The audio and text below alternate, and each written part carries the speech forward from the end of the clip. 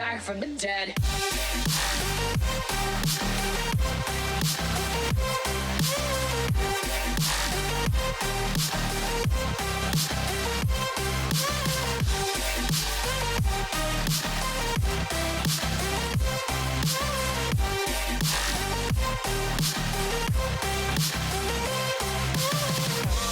Ladies and gentlemen, you're all invited to go fucking mental on this motherfucking drop. The countdown has just begun. Are you ready?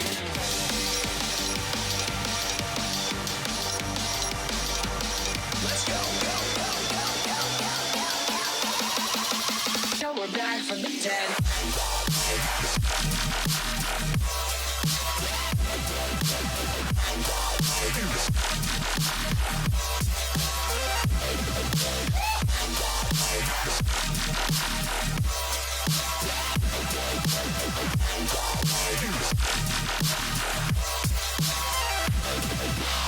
We're back from the dead.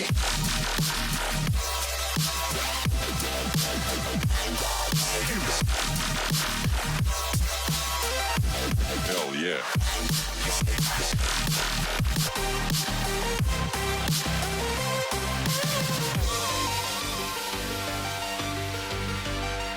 So we're back from the dead. Are you ready?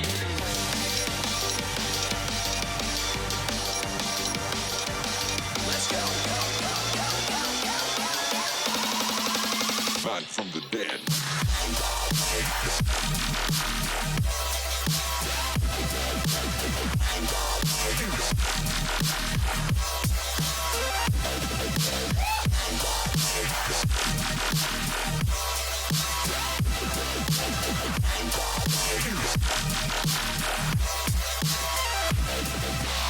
We're back from the dead.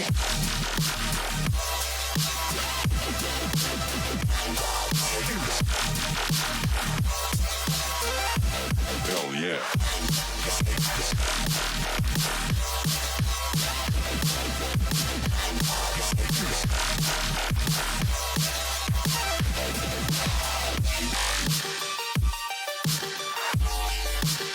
We're back from the dead.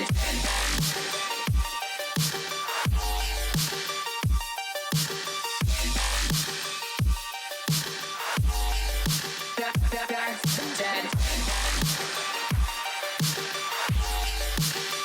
Back from the dead.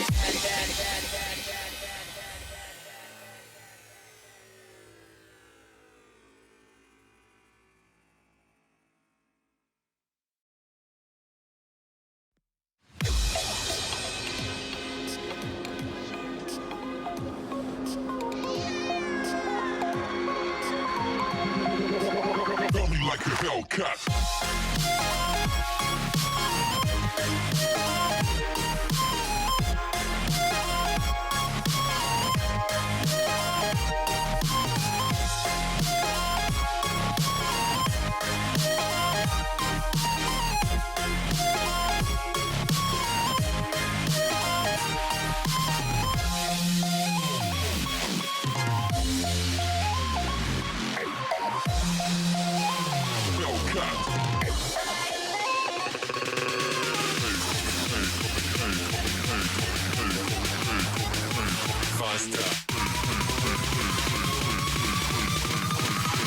Running like a Hellcat.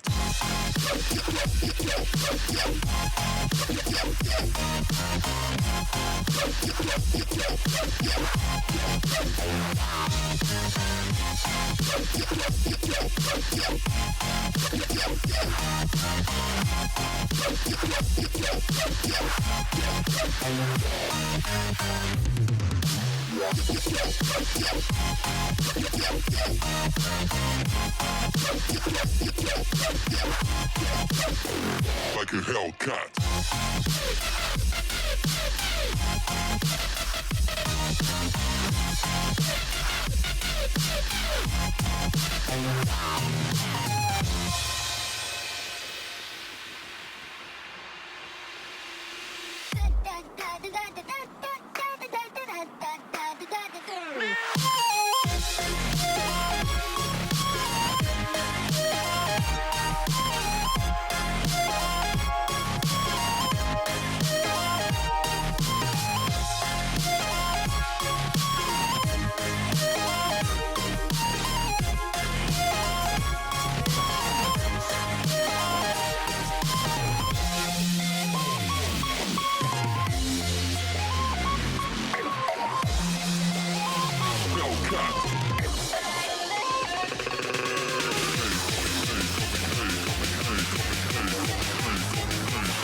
Running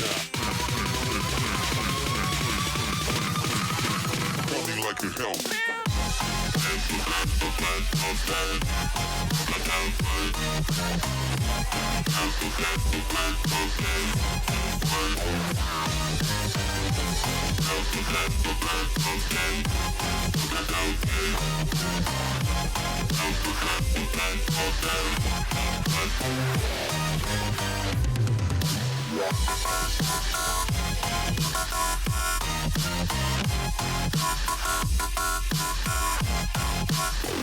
Like a Hellcat.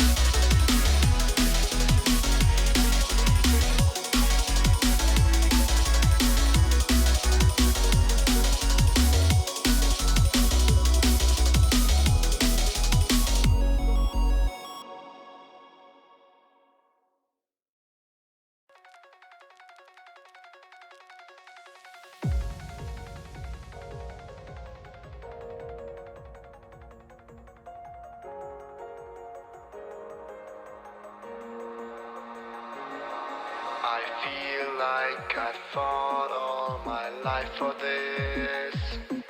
This one part, this 1/3 I've always missed. No, just don't let it go.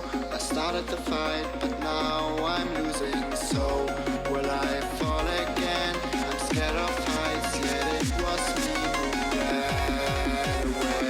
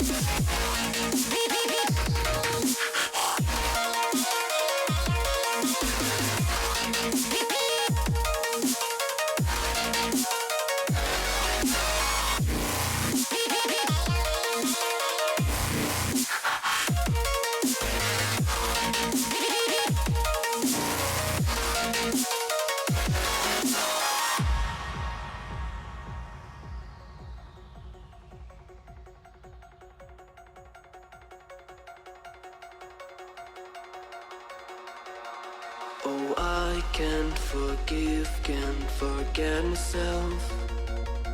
The piece that I'm missing, it kills me inside. I need help, oh please give me back.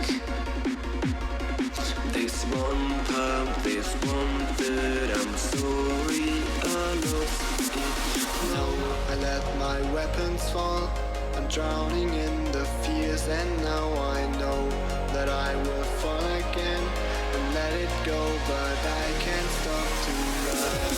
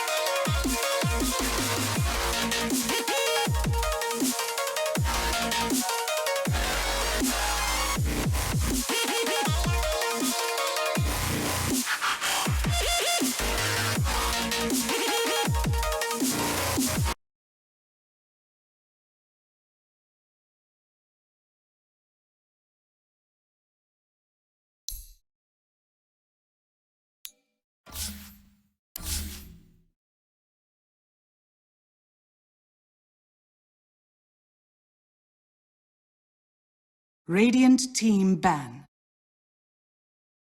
And then turning it into a support alongside Darkseer. We used to see these kind of combinations quite frequently with Darkseer. Earth Spirit was a very common one, but right now, everyone's loving running Slardar Darkseer. Yeah. Reserve time. 5 seconds. This seems like all the rage right now, so we'll see what NiP's plan for dealing with this is. They've got the strong support and disruptor at least. Weaver potentially the carry for Era. I think in their series, the last series they played, it was one game played by Trixie and one game played by Era, or maybe even a couple games that Era played it, where he's kind of playing that safe lane carry that's kind of trying to create space for Koikva, who is the player that typically gets the farm priority when it comes to NiP, and he's the guy that NiP play around more than they play around Era. Alliances. Second set of bans here, Rubik and SF. Like those, unless Ninja's Banana is going to be running SF themselves, got to take it away from Slardar duo, and then the Rubik is a really nice. It's a well-rounded support, works well against Weaver, but also sets up the Slardar quite well. Meanwhile, Alliance will ban away that lone druid. If they ban away that other core hero that is pretty frequently picked up in the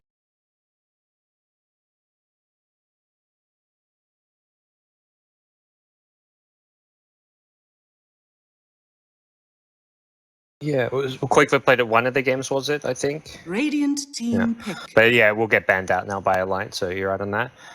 You asked me about the last series. I'm wondering, what's your thoughts as far as Alliance NiP? Do you think like either team comes in as favorite? Like, what do you kind of expect out of this matchup? It's hard to tell, right? Did you think that 10 seconds remaining. I was trying to decide whether or not Ninjas of Pajamas was 5 that seconds something remaining. special that they did versus Liquid, where they managed to push them to a game 3? Reserve time. Was there something that, you know, this is a newer team? Did Liquid stumble in that series more than Ninjas Pajamas prevailed? Because being able to push Liquid Alliances that turn to far pick. says, I think, really good things about your team. So I initially would have thought Alliance will take this pretty easily against NiP, but to be honest, after that performance in their first series for NiP, even if they lost, it gave me some hope. 10 This seconds lineup. remaining. I definitely agree with that sentiment. It was something where after last game I was like, all right, I was pretty wrong about that secret ad Phantom. Turns out I was pretty secret favored, and I was looking at like some of the Dota 2 lounge odds, and I was like, yeah, Radiant secret favored. team Viewers pick. seem to agree. This one was actually 51-49 in Alliance's favor. Like it's, I think, a pretty hard matchup to call based on both teams having like such a high variance in some of their performances, and not even just their results. Like some of the, 10 like you say, seconds the remaining. fact that NiP were able to take a game off Liquid. Yeah, they lose the series, but 5 most people would have seconds expected that to be a clean 2-0 based on Liquid's form and NiP trying to adjust to their new roster. Reserve So time. I think with how it stands right now, Alliance, I guess in my mind, were maybe slight favorites until I saw those NiP games, and now I'm thinking it's a bit closer. Yeah, I think if maybe we were playing like 10 best of 3s or something, I would put my money pretty heavily on Alliance. They're the more experienced team. They played together quite a bit. I feel like that is definitely going to be a factor in this best of 3, but who knows? Maybe Ninjas Pajamas just show up, and as you said, variance is definitely something that we're working with these two teams.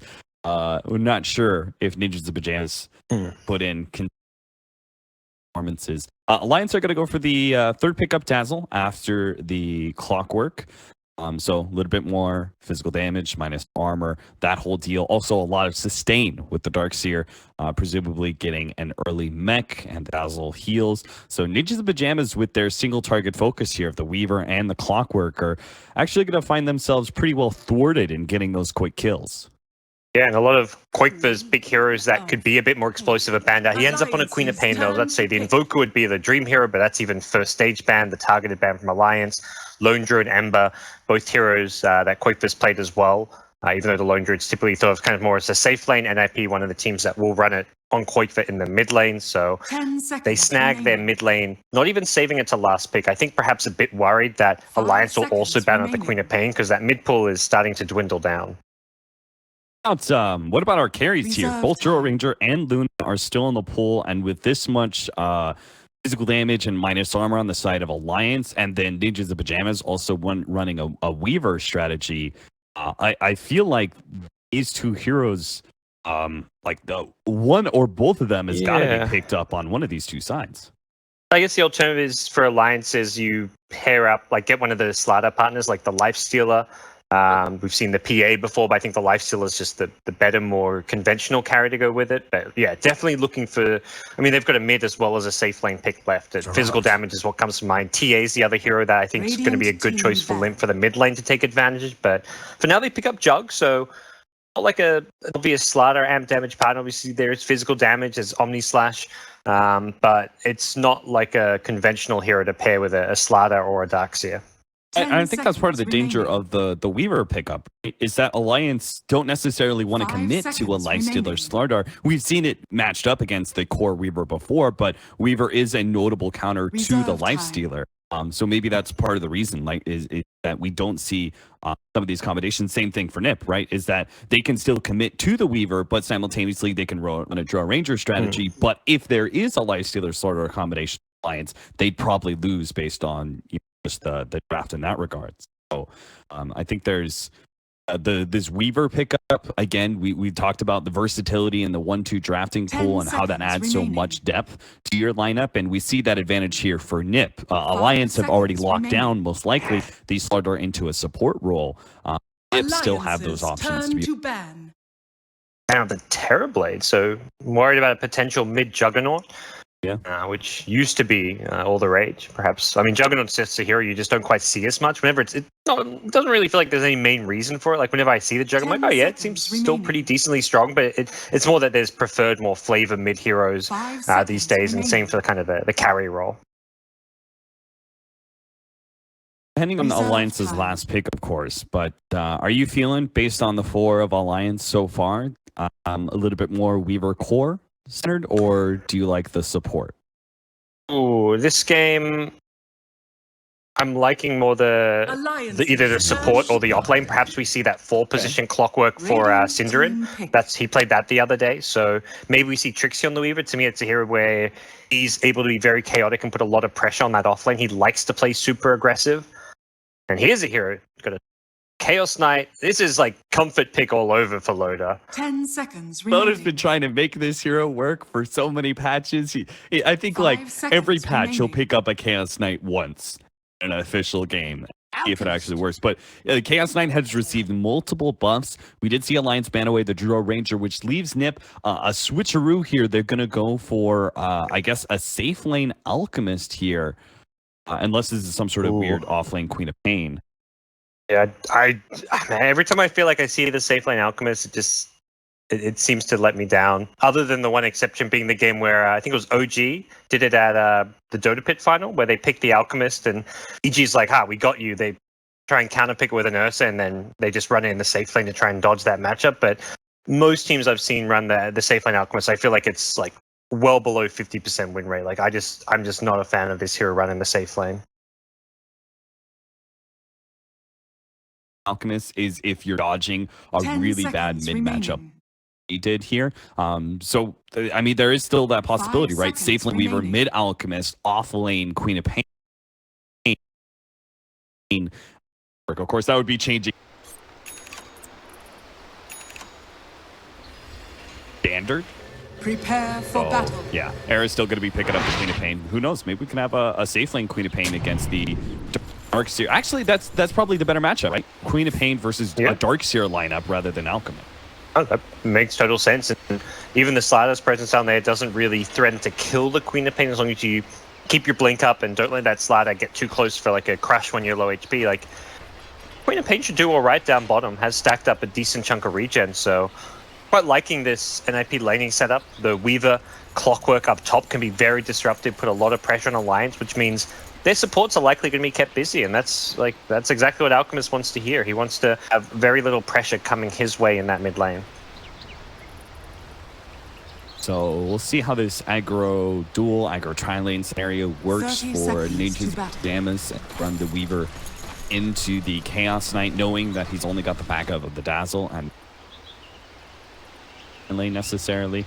If they're still chilling out here in the lower half of the map, so maybe they're waiting on the lanes being... Here goes Alliance with a smoke.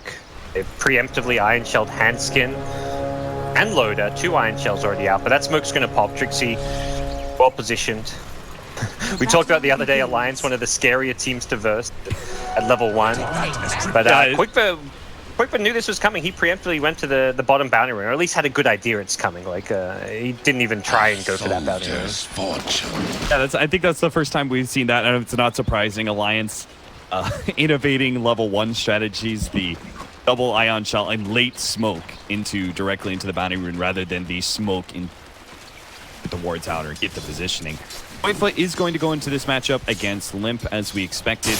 Disruptor is going to try and babysit out Era in that bottom lane. So Jonas Amfon with the early Iron Talon pickup is actually going to be jungling, and Hunskin will start out against the tri-lane of Ninja. Sorry, aggro duel. Interesting choice by the Darkseer. I probably could have got a level 2, but there's always that chance with Disruptor, Queen of Pain, Thunderstrike, Shadow Strike. Could potentially be a killing duo at level 1, and if you don't get that level 2, you're going to struggle, and end of the day you're going to farm just as fast, if not a little bit faster in this jungle. Although I say that he missed a stack, but it's not the end of the world for him. He just doesn't want to mess around with this scary dual lane down bottom from NiP. Yeah, even with the level 2 and the Surge, it's going to be a difficult lane for him, right? I mean, you got a Disruptor who's a very good holding hero against Darkseer, both shield against the Surge as well as the Glimpse. Yeah, and now that you've given them like their level 2s or they're about to be level 2 in Disruptor, I think the more levels on this Disruptor, the harder this bottom lane gets. So more likely now, more so than at level 1, you definitely don't really want to go to that lane if you're in Jonas's shoes. Sentries spammed out all over this lane, making sure they shut down the offlane Weaver. Now, the offlane Weaver has been something that's been picked up a number of times now, but I feel like every single time it's been picked up, it's done rather well in its laning phase and hasn't been shut down the way that Alliance here. So I think this is really going to put a true test to the offlane Weaver and its viability when it's meant against a tougher laning phase.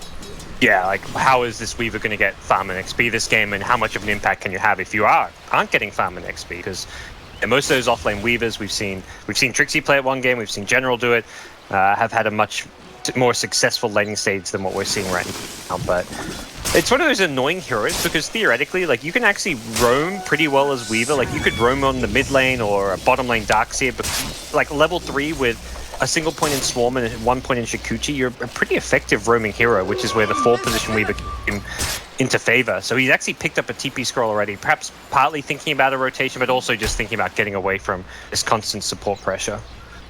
And Cinderin's no longer at that top lane to help him out with the cogs that he was using. I think part of it is the fact that Alliance were abusing that cogs by being able to pull the hard camp. Instead, he's been trying to interrupt the Darkseer. He found him for a second, now he's out again. And TP away. Too scared, Shukuchi, too long of a cooldown.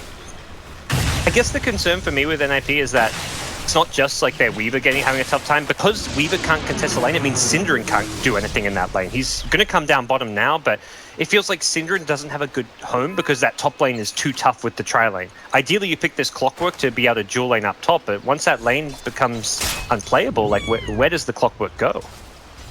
Clockwork.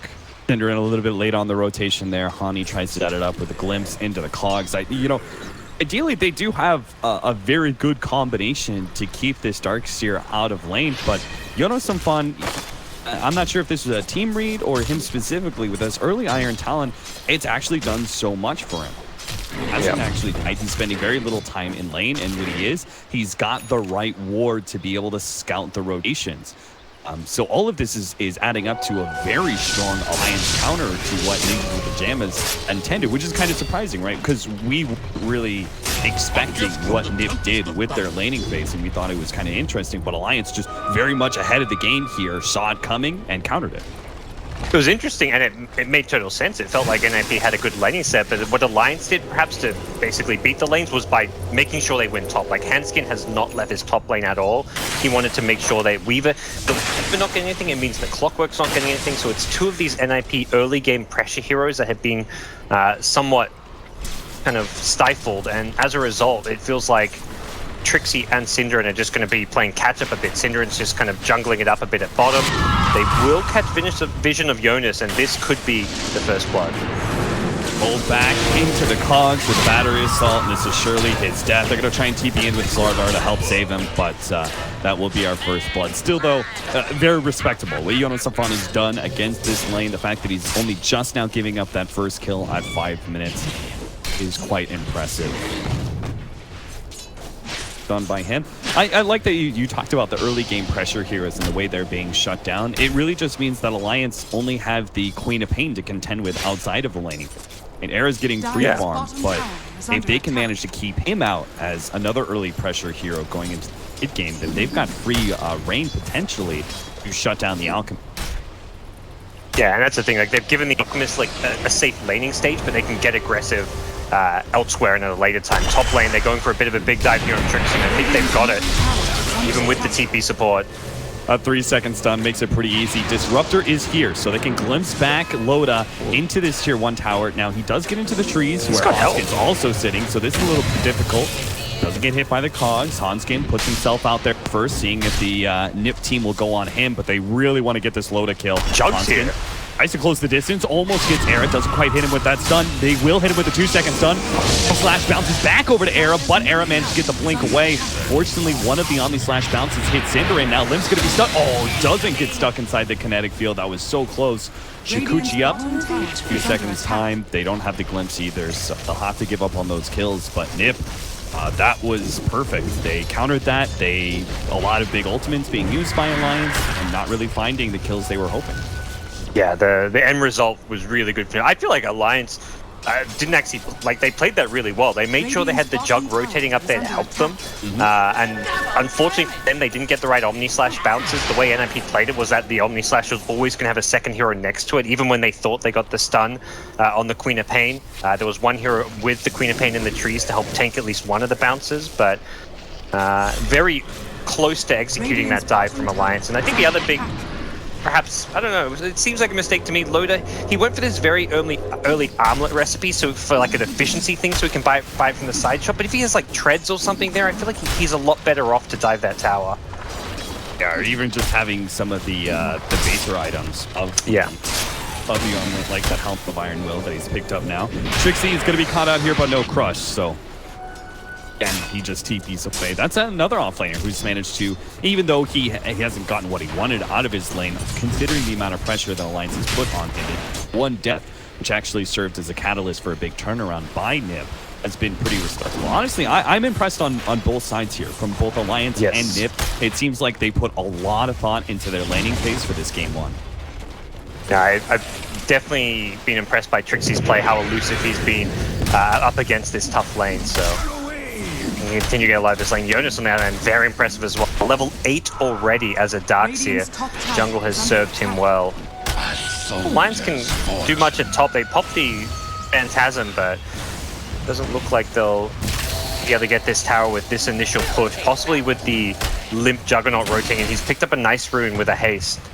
But even so, I don't think this tower is going down. I think part of that was if Loda had gotten a little lucky and managed to get 2 Phantasms out of that, then that tower would have taken so much damage. It doesn't take him to catch that.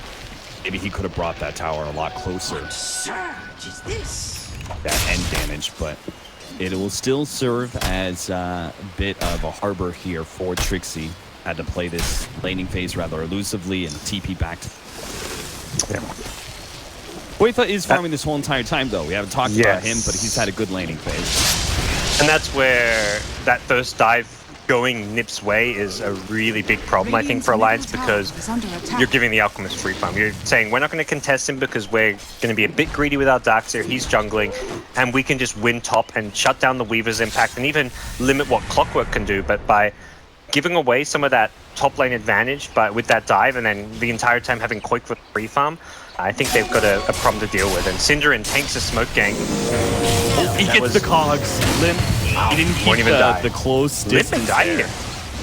Limp. Haste room brought back into the kinetic field. Makes it out, though.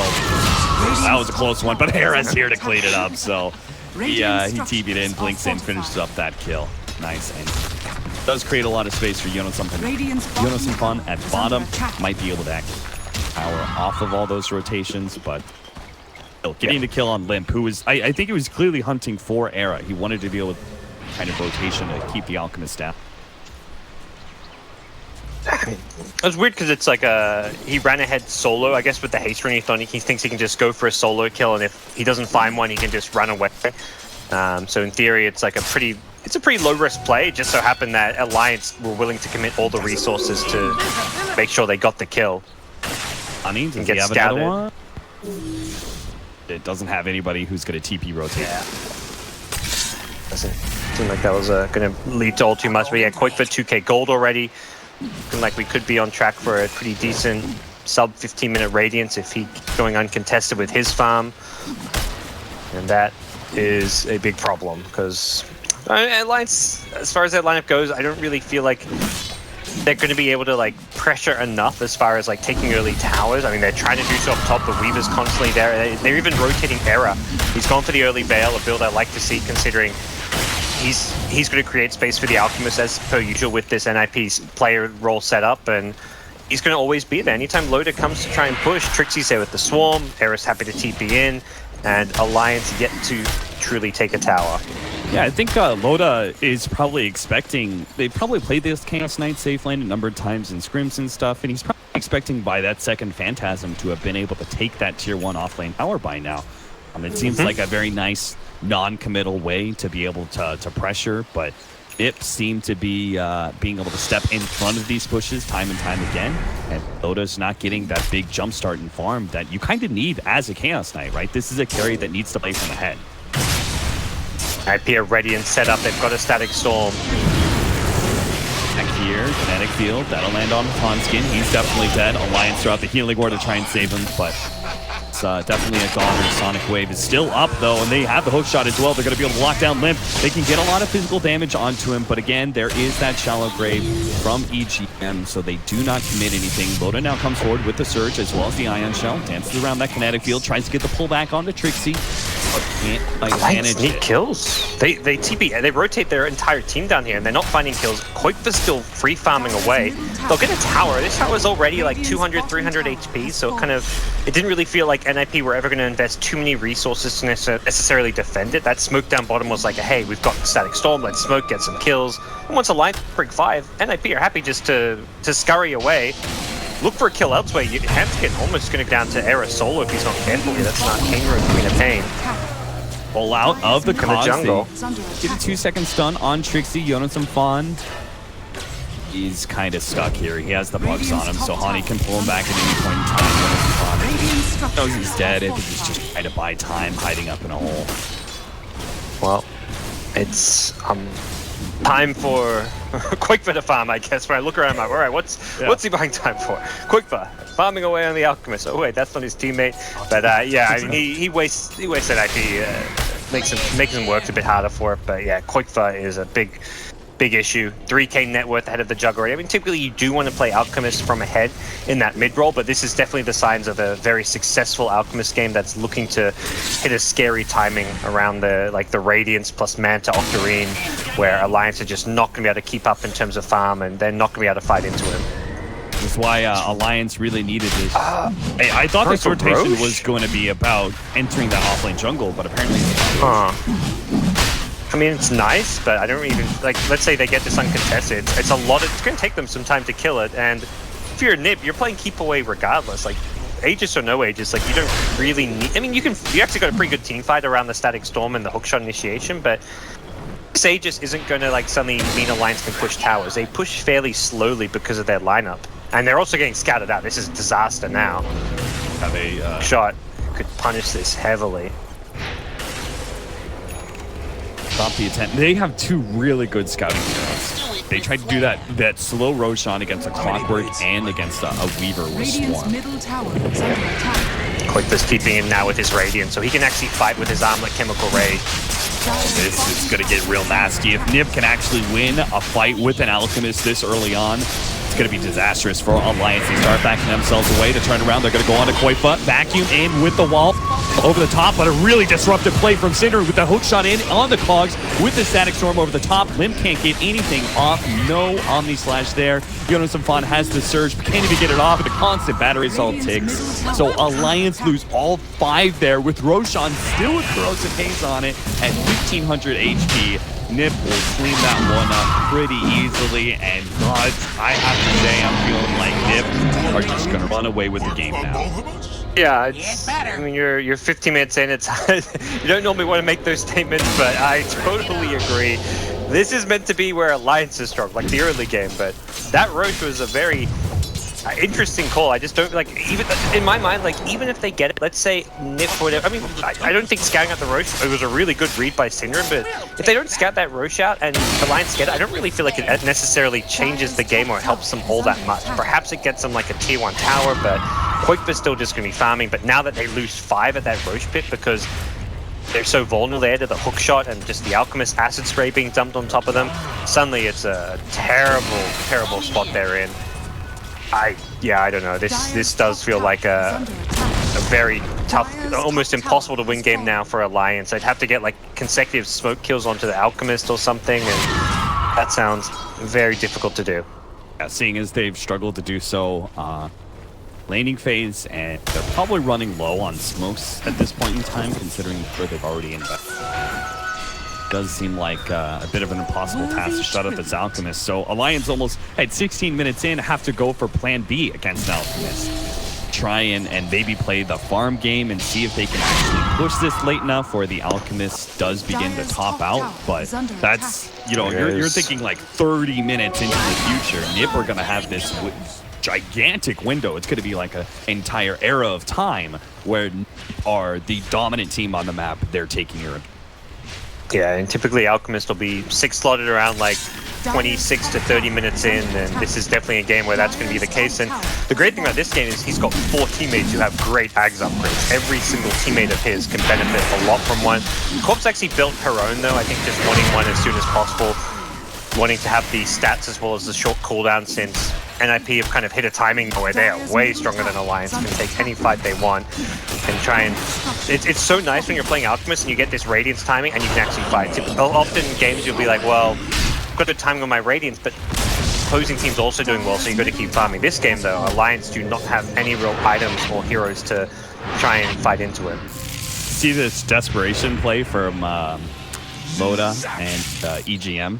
They're trying to take some of that ancient stack, and they got a decent number of it, but Alchemist is going to see that and he's going to be like, oh, well, I don't really care that much. It was going to be a decent source of farm for me, but ultimately I still have the rest of the map to work with. Yeah, pretty much a non-issue, like losing a few hundred gold of farm, and end of the day, Alliance are going to find farm somewhere on the map if they're not fighting you, so take a bit of yours, no big deal. An Alchemist who is as far ahead as he is, more than double Loda's net worth. Boikva is getting more and more out of control as time goes on. Boot travel, Manta Star will be completed in the next minute or two. I mean, it'll be all the standard Alchemist stuff. I guess the only real like difference in the output I ever see is sometimes you see like an early Blink Dagger. Like in these games where you're really far ahead, getting that early Blink can be really nice for your team to have an Initiator, but you've also got a Weaver and a Clockwork, 2 heroes that can easily get in close, so you don't necessarily need that Blink Dagger. ABN trying to protect, or sorry, that's Boikva's TP actually, trying to ensure that offlane tower does fall. And they're going to push for 2 here. Alliance refusing to fight around this Aegis, continue to try and farm the other parts of the map. They want to finish up some key items like Haunt Skins. Possible hook Static Storm on mid, although Limp positioned around the creep wave, making it difficult. Offlane tower is just about to fall, but apparently NiP are not going to give it up without a fight. Trying to see if they can catch Alliance. Failing that, they can at least pick up the deny. They get a little bit of vision of Jonas and Khan here. They have Glimpse, and yeah, the Glimpse. There it is. Well, they do successfully find that pickoff. Boikva is alone here in the jungle, but he's already TP'd away, so there's going to be... However, for Alliance, just on. It's like one of those things where like they're just trying to play the farm game to try and drag it out a little bit, but they're never going to be able to farm at the same rate as NiP. Not just the Alchemist, but Queen of Pain is well ahead of them on net worth. They're slowly losing all their other towers, and Alk is not really worried about a late game Chaos Knight kind of turning this game around. This is 2 melee carries against an Alchemist. Alchemist is more worried about like the Terror Blades or the Shadow Fiend type carries who can kind of kite him around a bit and be hard to get on top of. Chaos Knight, Jug, this isn't really too big of an issue. If you're worried about the illusions, you can even go into like a Mjolnir type build. So, I mean, realistically, go back to what you said, this feels like a pretty straightforward game for NiP to run away with, assuming there's no major misplays. Plenty of time still for those misplays to occur on the side. Yep. 20 minutes in, 12-1, or about a 12,500 gold lead for NiP and about 5,000 experience. One of the worrying measures in experience is also going against you. You're facing that Alchemist does a lot more about where the measure of this game is. Alchemist will always have a net worth lead. Yeah. Well, I'm not sure if things will be changing too soon for Alliance. They're trying to get what they can at the bottom side. Limp going for the farming option, the Maelstrom. I think knowing that NiP are likely going to try go for that mid tier 2 tower, that last outer tower, and then start taking the shrines. Alliance are just playing on the other side of the map down bottom. Left Loda top to try and get what farm he can, but they have no interest in fighting this NiP lineup right now. And NiP are willing to lose their bottom tier 2 if that's what it takes to claim this mid lane. Mid lane will also be putting up shrines, as that's the last tower. Alliance, you take away those shrines, you start getting aggressive vision up, maybe even get a gem for yourself on the team to take away any vision that Alliance has, and the map starts getting real dark and real small. The Alliance boys will get past. I mean, they don't even get the bottom tier 2. They're too scared, you know. Like, this is one of the great things about the Disruptor pick is this hero plays so well from an advantageous position. It punishes split push really nicely. Most of the time you TP back and you can just like blink and run away, and make a big enough gap that you're not getting punished for split pushing, but Disruptor is one of those heroes that really punishes split push, at least from heroes who don't have magic immunity. Like maybe the Juggernaut definitely can, but some of the other heroes struggle. And Jug can't play for your TP away because there's a clockwork, so even the Jug has to be careful about split pushing. Radiant's bottom tower is under attack. You get some vision of Koifa right now in their own jungle, but it doesn't look like they can do much with it. They don't have Vantas. Loda was using that to farm and push out the top lane. That got quickly cleared out by Era with his early Aghanim Scepter, now working on a... Koifa gets a bounty rune, then TPs to the shrine to pick up the other one and farm the jungle, doing all the efficiency plays, and he's just short of the Octarine core. Assuming that's where he's going, could pick up an early Ag Scepter if he really wants to pull one to like a teammate, but don't think there's any major Ags he needs. I think the earliest Ags would probably be for Weaver when they push high ground, right? Because you've got so much focused single target damage on Alliance that saving grace of Aghanim Scepter relatively early on to the game actually be pretty nice for when they push high ground. Obviously, the Octarine finish right now is more of leading that farm build and getting those liquor items. And with a Clockwork Ag isn't that amazing because Alliance aren't fighting you. Like, who are you initiating on? He's not even using a single hook shot, so the shorter cooldown doesn't really matter when he's not finding any openings for it. Pop has hers. Disruptor Ag can be nice later on, but for now it's not really feeling like a necessity. There's not even BKBs on the Alliance side to try and use the Ags to counter. Just imagine. They actually farm to a point where they give that Aghanim Scepter to Trixie and then they go high ground with Koifa. How does Alliance actually fight? Let's go behind. Beautiful setup there. Yeah. That was nicely comboed. Hook straight to the Static Storm. No opportunity for... Yeah. That's the combo I was looking for at mid, but he managed to position himself so they couldn't get hooked. But nicely done where they had Era hitting the shrine as well, so it could have made Limp probably think that they were fighting and playing around Koifa. The casual wall on the Alchemist. I love it. Jonas is just like, alright, let's push out the lane with this. I mean, not a bad idea, if not for the fact that NiP is about to just break through your high ground, so suddenly you don't have Wall of Replica with this high ground defense. Yeah, that looks a lot nastier. Seconds left on the Juggernaut.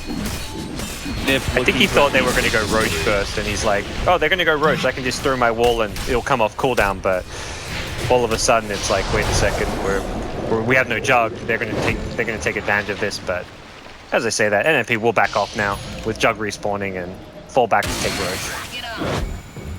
Where's my gold per minute stat? There it is, 945 right now for Koifa's Alchemist. Thoughts on where that's going to end up? I don't think it's higher, presumably. If the game drags too long, it drops a bit, but if they can end the game by like 30 to 35 minutes, it'll go up. Yeah, because he only just now reached his peak, right? When he gets Manta, Boots, and Octarine is when you reach full farming potential for the Alchemist. So he only just now reached his peak. He should be able to eke that out a little bit further, especially with the finishing up those tier 3 and tier 2 towers as well as those Raxes. That's also this big piggy banks full of gold for Koifa. Yep. We'll see where he goes next. Gets the armor item, which will help him against this. I mean, it's a lot of physical damage. It's almost all physical damage on the Alliance side. So definitely a game where you want to go Shivers or AC. I slightly prefer the Shivers just because of the synergy with the Octarine core, but it doesn't really make too much bigger difference. I think if it was a closer game, Shivas would probably be the better choice for Alchemist, but it looks like Era is already going, or has it queued up. Oh, Shivas, true. I think it's also in part like, we're planning on going high ground and ending this game soon, so yeah, minus armor or minus would be nice. We'll see easy free tier 3 tower. The Aegis is on Era, but I mean, Koifa, he's got 3k HP. He's not too worried about dying here. DOTA does not have Phantasm. He used it at bottom lane to take out that tier 2. It's already gone by the time the creeps hit for tier 3, so It's not even getting any base damage during all this. And Lackey, big team fight ultimate. They're going to be able to get the Ult Scepter straight into the Static Storm, hoping to be able to finish off Limp once again, but he does have the BKB. Now turns around. Era caught in by a stun. That's going to be the Aegis down. Hanskin, though, locked inside the cogs against Cinderin, and Trixie will end up going down. That'll be a numbers advantage until a buyback comes in. A full 5-on-5 still going to ensue here. Loda goes on to Koifa. Minus armor is not good enough. Koifa still fight this one out, even against the spin of Limp. Another pushback there from Cinderin with the cogs, protecting Koifa while he hits on the melee racks. A beautiful sonic wave brings all of Alliance low, but they are working around the shrine. So they're going to get a decent amount of HP, still not helping enough to engage. A vacuum back. Hanskin a little bit late there on the Blink Crush, is not able to catch Era on their way out. NiP retreat, hit the full lane of racks, and don't really lose anything for it. Just dropping the Aegis. Alliance did all they could, really. They landed their spells. The Jug had his BKB to get out of the Static Storm. There wasn't really anything to fault Alliance for in the high ground defense. It was just NiP way too far ahead. Alchemist is untouchable, and Era having the Aegis meant that he was kind of the more vulnerable target that Alliance go for, but Second Life is there, and even now they smoke up. They want to go fight. Koifa got this fresh Shivas on Koifa. Wants to be able to slow him down. There it goes. Alliance now have the Phantasm with the 4-second stun. Maybe they can finally finish off Koifa with a jump in, hook shot, and Static Storm. That's going to lessen the damage, and a big blow by Era. Knocks out one.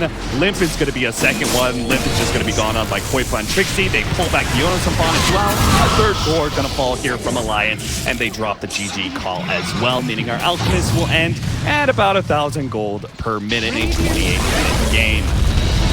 Divine needed to the Pyjamas. Yeah, very well played. Us big Alchemist was really good. You know, us don't have good heroes to take objectives early, so you're going to maintain full access to your jungle. It's losing those early towers where you suddenly become somewhat suffocated as an Alchemist, so it kind of took advantage of what Alliance's draft was going to do, where they're kind of more focused on winning the lanes a bit, but not winning the middle lane, which is where Alchemist didn't really get pressured. Even if he gets pressured, he can fall back to his own jungle, so it really felt like NiP had a very kind of planned strategy to kind of make this Alchemist pick work.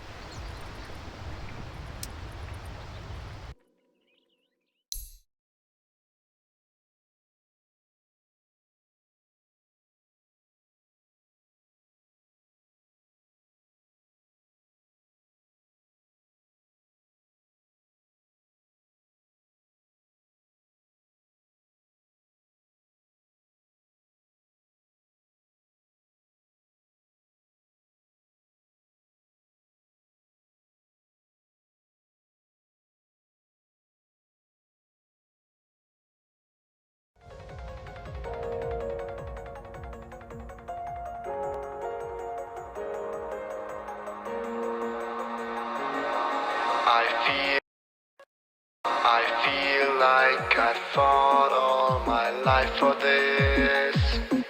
This one part, this 1/3 I've always missed. No, just don't let it go. I started the fight, but now I'm losing. So will I fall again? I'm scared of heights, yet it was me who ran away.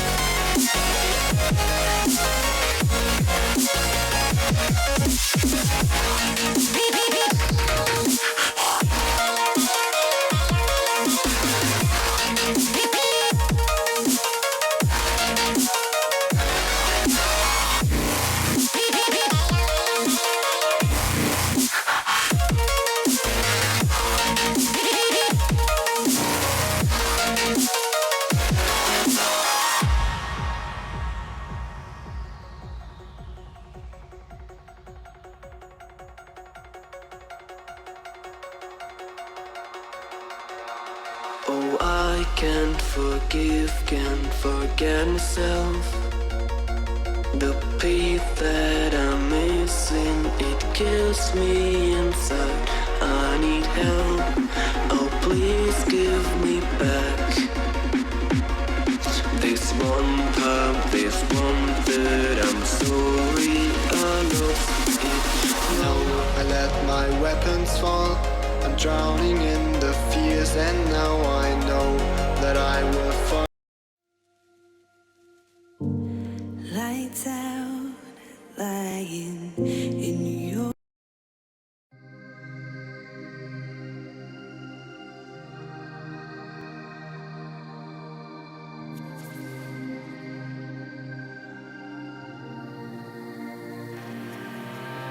hard to keep a straight face when I'm burning like fire and you walk all the sides. I'm drawn in desire and you have to think twice.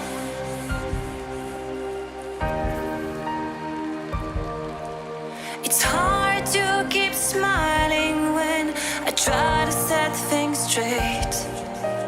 You don't even listen. I'm just getting late, like you're on a mission.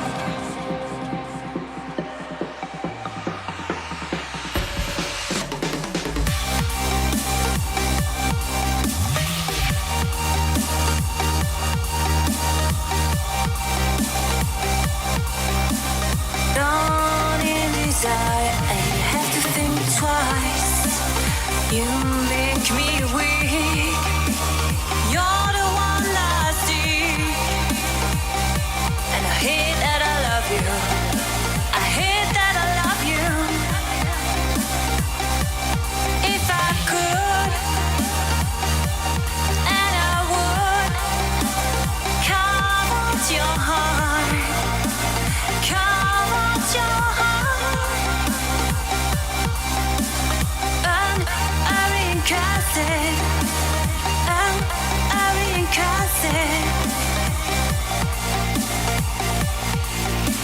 It's hard to keep smiling when you're closing every door. I'm trying to open. I tell you love you more, and you say it's broken.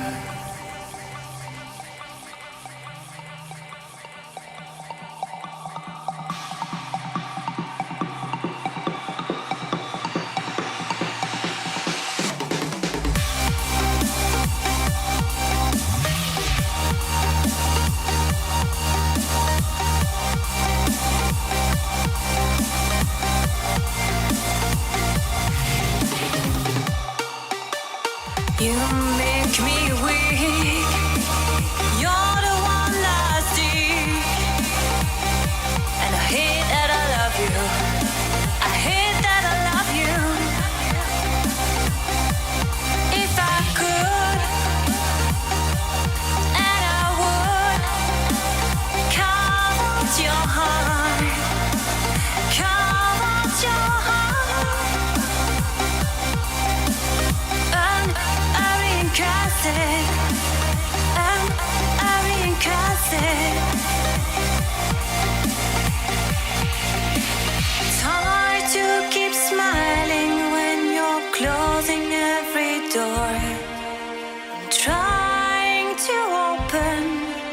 I tell you love you more, and you say it's broken.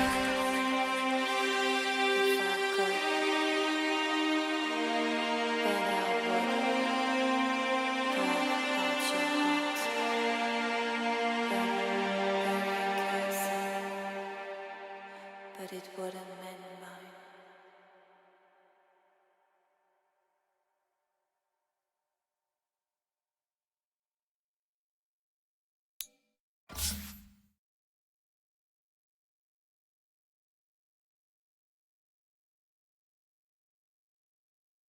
Alliances To make sure turn everything to that happens up until the point where he's getting involved, you're dominating that stage of the game. And Dire they didn't team like the laning stage was decent. Like they were getting more farm, like in terms of just like the Darkseer was getting more than the Weaver by a big margin. Loader was getting the same as Era on the carries. Mid lane was, I mean, Alchemist is Alchemist was getting out CS'd at least for the first 5 minutes, but ultimately it doesn't really matter. None of that really matters once you lose that first fight and then Alchemist suddenly spends 10 minutes free farming the jungle. I do have to say though, a large part of it was Synderen's draft. Alliances turn to ban. That sort of trump card is unlikely to be again as that 5th pick. You're going to see a different kind of trump card here. Ninjas and Pyjamas, first pick Slardar, per the norm. Feel like I shouldn't even say it anymore, just because I've been repeating that so much. Darkseer Earth Spirit as a combination for Alliance. So they take Darkseer away from the Slardar and get another one of those nice aggressive duos. But NiP got their hands on the Lone Druid, something that, depending on the team, has been either in that first ban priority or hasn't been seen till the picks around 3-4. Yeah, so catching it a little bit earlier than maybe what was expected. So see how that kind of affects things going forward. But I imagine for Alliance, I feel like they need to, at this point, I really just feel like they need to focus on their drafts more than what their opponents are doing, because felt like in a few, I mean, they've been stomped this tournament. They got, I was looking back, we were talking about these teams thinking, oh, both games had been 2-1, but no, Alliance, they played that demoralizing series against Cloud9. They got completely crushed 2-0 in that series as well. Problems are much more within their own team than trying to counter their opponents. Yeah, the 5th pick Alchemist, totally agree. That was like a big draft win for NiP, but even Alliance never really put themselves in position to execute their draft. They've had some similar drafts where they were very all in, like have to dominate the early game, have to snowball. Some of their like IO tiny drafts are kind of still a bit gimmicky, and I think that's where Alliance need to figure out what they want to do and how they can play like a standard game, like just a standard draft, and execute it well before they can try anything too gimmicky. Maybe part of it is not putting themselves in a scenario where they do have that ticking time bomb like the Alchemist, like potentially the Lone Druid. Maybe they try and match and match that scaling hero and get a little more late game power for themselves so they don't feel so under pressure in that laning phase and early mid game. It feels like neither Limp nor Loda wants to like be that big farming late game carry. Like you look at most teams and you think, all right, this is the player they're going to play around and who will transition to the late game and quote unquote carry the game. And it feels like Loda wants to play these fighting cores, and Limp similarly wants to also play these flashier heroes and go more for like the kills rather than sit back and secure the late game. Like we saw it on the Tiny, we saw it that game on a more fighting oriented, like a Juggernaut mid. So I feel like that's probably one of the biggest downfalls of Alliance's drafting style is that they're too all in and they never really have a good late game plan, which is, it's funny because the old Alliance would always have like the late game secure. They had Bulldog playing the off lane as a carry. They had, I mean, Loda was playing that more utility carry, but they still always had like a really good late game lineup. But nowadays it feels like Alliance don't ever really secure the late game, and then if they're losing the early game, there's no way they can come back, as we saw last game. It kind of feels like the opposite of that old problem with EG, right? Where they had two farmers, two carry style players who both needed a lot of space. Here it's the opposite, right? You've got Alliance. They both have aggressive cores. Neither one of these guys wants to sit back and farm and go for the late game. Loda has been notorious for picking up. I think probably the most notable here, whenever I think of Loda carry, is for me, not Terrorblade. It's actually the Slardar, because that was something that was so unique to Alliance and to the Loda style carry, where he's the one playing that safe lane hero that comes online really early and starts making space for the rest. And that for me was the flavor of Loda for Alliance and how he tried to play, and they have bit of those problems. We'll see if they can solve it with the draft here. Vengeful Spirit, third pick up here, core support. We'll have to figure that out later. While NiP for a third. Yep. So NiP with this Dazzle have a good way to protect their Lone Druid. Have a lot of minus armor. This is really amping up Lone Druid's DPS potential with the Corrosive Haze as well as the Weave. The Slardar, I think Slardar is probably one of the best heroes to run with Lone Druid in general. Because I mean, you've got 1,000+ ranges, Lone Druid later on with the Dragonlance and your talents. You're looking good when you can actually keep vision of those heroes thanks to the Corrosive Haze. And Alliance's response, this is, I think, one of the heroes that suits Loda, like this Alliance Loda team better, because it can fight, but it also scales decently well and forces objectives. Like some of the heroes like the Chaos Knight, my biggest issue The support Vengeful Spirit and the offlane Darkseer, really that leaves just the Earth Spirit so far as a clear early game carrier of the lifesteal there. Maybe we'll see some sort of really aggressive mobile mid, though, that will still cover that base. I'd be against that idea just because then you're like that single core lifestealer where, again, you have got an alliance draft that isn't going to scale well. I'd much rather see them get something a bit more late game oriented, or at least like kind of a hybrid, like an OD type hero. I just feel like, or the sniper still, I think, is potentially a viable pick for them. There isn't, I mean, the Slatter has some gap closing capabilities, but I think the other heroes don't match up amazingly well against the sniper. 5 seconds remaining.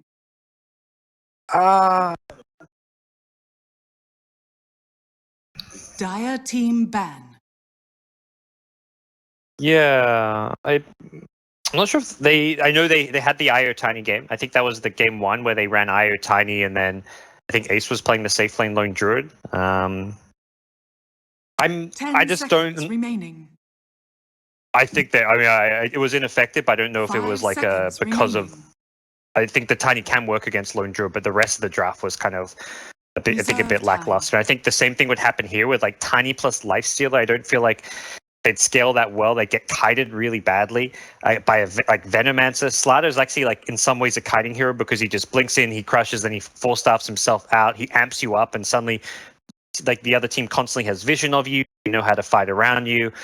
So I think like Slatter, Venoa, and Lone Druid, you've got 3 great kiting heroes to already deal with a Lifestealer. So Tiny late game suffers from the same problems. In the early to mid game, he's fine with a Blink Dagger, but I think you need something more range, more mobile. Yeah. I was just kind of thinking out loud because for me, I'm still trying to solve that puzzle of like what heroes are good versus this Lone Druid carry.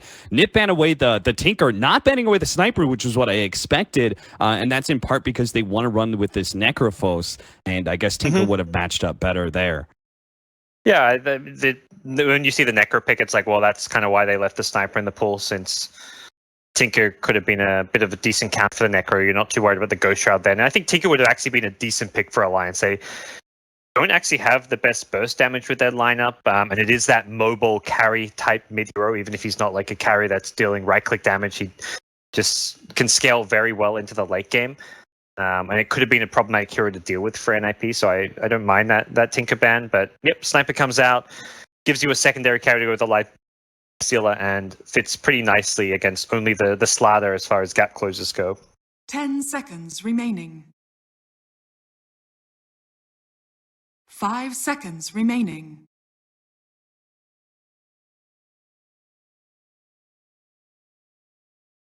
Yeah. He's attempting there.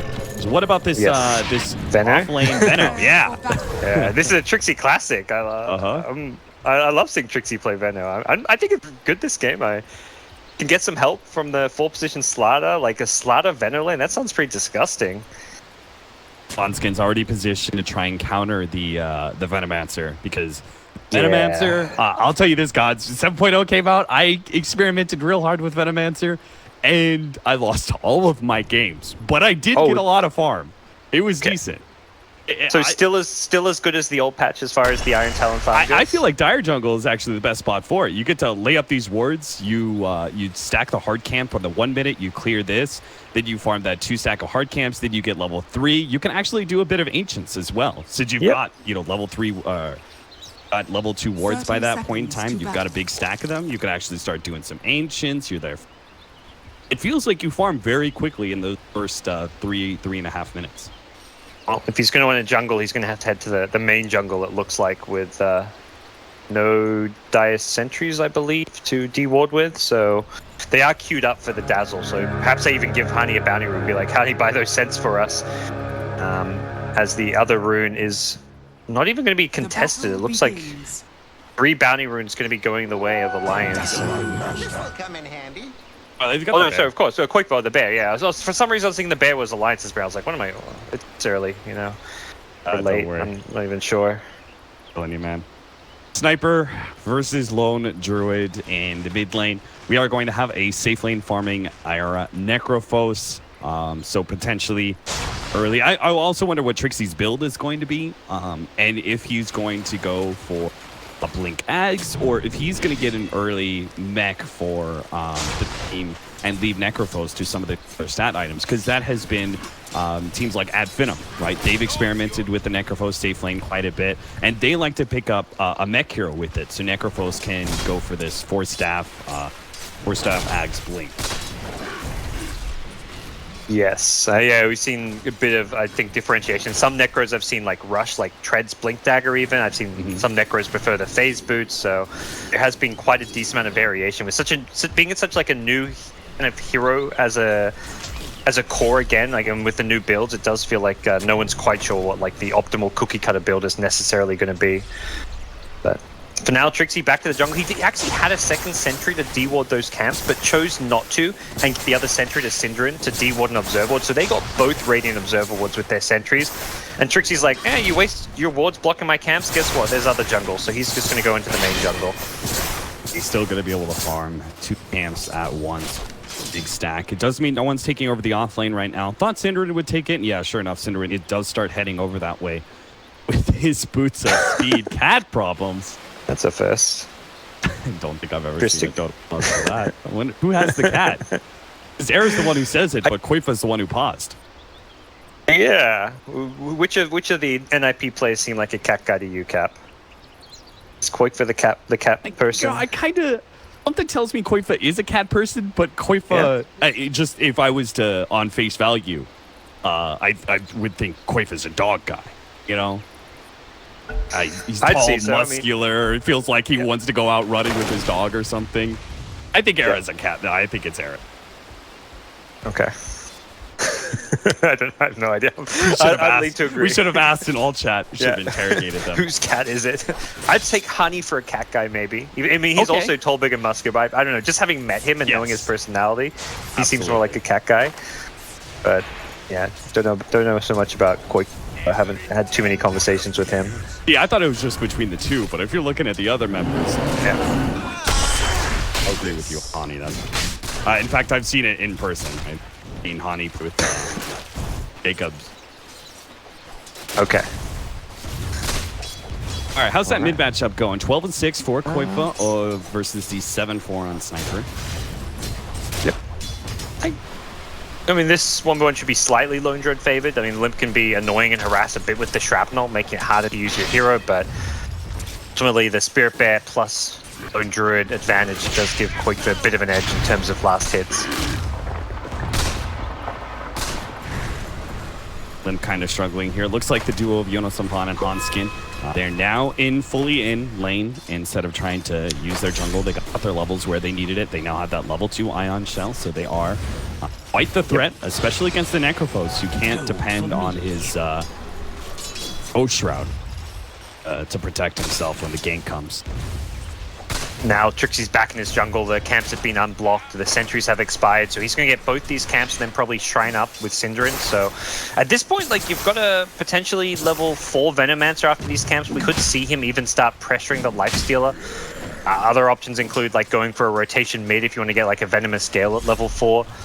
But I think ideally, if he hits level 4 and Koifa's level 5, that is kill potential in that mid lane, but yeah, the bottom lane Lifestealer farm seems like perhaps the safer approach to take. Go for a rollout again. Hanskin does have the fresh Ion Shell on him. They're positioning themselves, but Hani is ready to go, and he does have the early Shalograve. So even if they did go on Era, probably wouldn't. Synderen's getting some decent experience out of this off-lane situation that he's in. With his early boots and level 2 sprint now on level 3. Does have quite a mobility advantage over the Lifestealer. Couldn't go down anytime. Yeah, it feels like NiP getting a little bit more out of the lanes right now, just having a slight edge. Mostly from the edge in the mid lane, as well as having the jungler. Whereas Alliance going for the 2-1-2 setup, putting some pressure on top, but it hasn't really slowed down Era's farm. He's still got 28 CS, able to use the Death Pulse to help him farm and also sustain himself in this lane. It does look like he's just going to go for some standard treads, 1 for now, and no big differences in his build just yet. But first rotation seems to be coming in down bottom as Hanskin TP's down with the Earth Spirit. Synderen unable to get close enough to EGM. Hanskin's going to come in, misses the roll, but they do have the stun follow-up kick and a quick silence. Loda is actually first blood. And again, another late first blood here. Game's 5 minutes in. Yep. The full position slider though, and it was a pretty big investment in terms of HP and mana. Like Loda's now in this lane with half HP, low mana, so it means NiP can go back to the lanes and try and put some more pressure on. Loda isn't going to be all too comfortable just sitting down here against the Venomancer, so a small win for Alliance, not like one of the core heroes. Like, not if it's the Necro or the Lone Druid, you're happy with that, but killing just a Slider, having to invest as much as they did, it's only a small victory. Limp, he just received a small victory of his own. He's got the bear fairly low, but he picked up his phase boots, and I think this is where the lane does start turning a little bit. Not that he's all of a sudden dominating Quifa, but he does have a little bit less to fear when it comes to that bear. Got movement speeded. He's actually had a decent amount of 12 denies in that mid lane, so has done a decent job against Quakebear. Hits level 6 before him, so has at least a slight experience edge, and the farm more or less even at this point. And as you said, the phase boots will make it a lot more even now. Jonas at top needs to be careful. Synderen's looped in from behind him with this ward. He knows exactly what is up here, but does show himself, so Jonas is able to surge himself away, and or even steal a bounty rune on the way out if he wants to. Next up. Bit of a mistake there, showing himself and perhaps revealing the ward as well. Trixie's done so. Spirit Lifestealer, unless you have the high movement speed out of Slardar, you're probably going to get caught eventually by one of these rotations. So. Yeah, that's loaded back to full HP too. You okay? Oh no, he's very much okay. Apparently he's going to roll into Quake, but somehow misses that stun. They do have the Assassinate. Is that going to be enough to finish him off? It's so close they get the damage. Jonas Hassan with the Ion Shell on top of Hanskin will claim that kill. Arrow will pick up a Reaper side kill onto one though. Hani goes to the shallow grave, TP out. Jonas Hassan and something similar here. Both get away free, so they kill the Lone Druid. Yes, it's a Reaper side kill, but it's only on a support. Yep, and those early Reaper kills now, just 10 seconds added, not too big of a deal for an Earth Spirit. He's not going to be too crippled by that one, and getting that kill on the Lone Druid on Quakebear too. It's not like you're just killing a safe lane Lone Druid and there's this like mid play you got to worry about. Quakebear is the player that typically with an IP you want to try and shut down, so very nice kill for Alliance, and is Limp having a really good time in this mid lane now. The help of that kill, he's in a good position. Alliance do have 3 of the top 4 net worths right now. After that death, Koifa got shut down quite a bit. Trixie still kind of recovering from his jungle being blocked out by like that. Era gets some distance here. Doesn't have the Reaper Scythe, so he can't really threaten Alliance with a turner. What do you make of Loda going for the Midas this game over like the typical just get the armlet up as early as possible type builds? I have no idea. I mean, he doesn't have a carrier, which is part of the armlet Desolator threat, right? That early armlet allows you to just destroy heroes in that short rage timer. You get on top of them, you blow them up. Apparently, he feels a little bit more farm-oriented. And maybe because of Trixie's constant pressure. Era's going to go down to top lane, maybe? Oh, no. Yeah. He tried to go for he did the heal first before the Ghost Shroud. That kind of lessened the heal impact either way. Yeah, I was watching that. I was like, that magic wand should have healed him more with the Ghost Shroud. But yeah, he must have missed. He had 17 charges. But yeah, even way, the Iron Shell damage against that Ghost Shroud destroyed him. Radiant's middle tower is under part of it is the fact that, Synderen to still catch up to EGM, who has all that poison damage on him. Loda tries to slow him down with the open wounds. Trixie's going to try and finish off EGM. He's got a little bit more poison. Will end up going down. Hanskin with a whiff there on the roll. Synderen's actually going to come back in against that Ion Shell. Slows down Hanskin. They've got the wards. Hanskin is just getting kited around and will end up falling as well. The 2 supports get dropped in bottom lane. And Loda looks like he's going to be forced back as well with low HP and low mana. So despite his Midas and the attempt to be able to stay in lane against this constant presence of Venomancer push, they'll lose this tower, it looks like. Yeah, they'll lose. I mean, Loda's not really in fighting shape, not just his HP and mana. The fact you go for this fast Midas means if a concerted push comes your way with the level 8 Veno and the Necrophos rotation now, you're not defending that. But I think that's kind of just something you have to accept as a Midas lifesteal. He is still well on top of the net worth. He's sitting on 5k net worth, and it's going to smoke up, and it looks like they are eyeing off Quakebear in the mid lane, recognizing there's a lot of heroes bottom. Perhaps they feel like this lone druid could be somewhat exposed. And they forced a rotation up to the top lane as well with the pressure of the Darkseer, so they know there's going to be no Venomancer here. The problem is the Earth Spirit's initiation is not quite the same. He's going to try and get the silence onto 2, the pop out there, but they don't have the distance. Koifa is already out. It's like juked themselves. That was really weird. They must have somehow gotten into fog around that tree, and Alliance just completely lost vision of him for a second. That's too bad. They really needed a successful rotation like that. That lone druid down. It's middling net worth, but would have been all sweet if it kept him down further. Looks like Trixie's picked up a Gloves of Haste, so he may be grabbing Hand of Midas up next too, and be working towards... Actually, who knows? Because Era is not going for the mech build either. He's going for Hand of Midas well after the Veil Discord. Gosh, he's cute. Yeah, the Venom Midas seems like a pretty standard pickup. Nothing too surprising there. But yeah, the Necro Midas, that not I expected. I mean, I've seen it here or there in pubs by like some of the high MMR games and stuff, but I mean, it's more the fact you're getting multiple Midases. Normally, you think Necro more like get early game fighting items, so it can be really tanky, hard to gank, and then like be more of a tempo controlling type hero. But I guess they feel like this game is just going to be more of a long one, and they want it to be able to itemize for the late game. And with Loda showing a Midas of his own, probably feel a bit of liberty. Vader farming items, but that being said, Loda is he picked up the Hand of Midas yet, but he's still closing in on a relatively big armlet. Is going to be still an active concern for NiP. It's not going to be that much passive hero. Yeah, no, I totally agree with that. I think this is going to put a lot of pressure on the Quake, who is like, he's playing Lone Druid. He's expecting his team to be able to like create some room for him while he farms and plays more for the late game, but it feels like this double Midas on his 2 other cores is, like in my mind, like if I'm Quake, I'm thinking like, geez, are you guys sure about this? Like this is perhaps a bit too greedy, and that just makes it that much harder for Quakeford because everyone on your team's trying to farm. Like that's not how NiP normally play. This feels like NiP's doing something a bit different, if anything.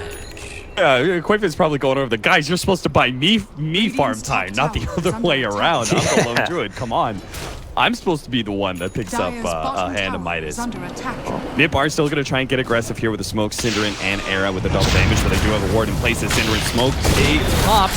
He does manage to dodge the roll in from Hanskin, but with the slow of Loda, hard for him to get out. So Era will just TP back to the bottom lane, and they'll maintain their more passive presence in all lanes, keeping that static top tower is under attack.